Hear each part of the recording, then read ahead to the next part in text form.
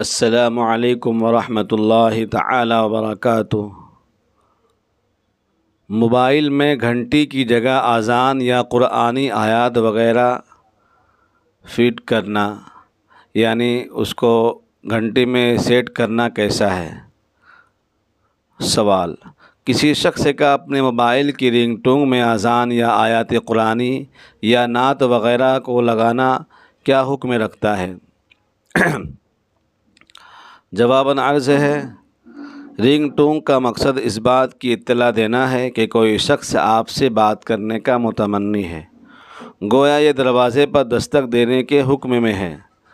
اسی اطلاع کے مقصد حاصل کرنے کے لیے قرآن پاک کی آیات یا اذان کی آواز کو استعمال کرنا بے محل ہے، بلکہ ایک درجے میں اس سے ان مقدس کلمات کی توہین کا پہلو بھی نکل آتا ہے۔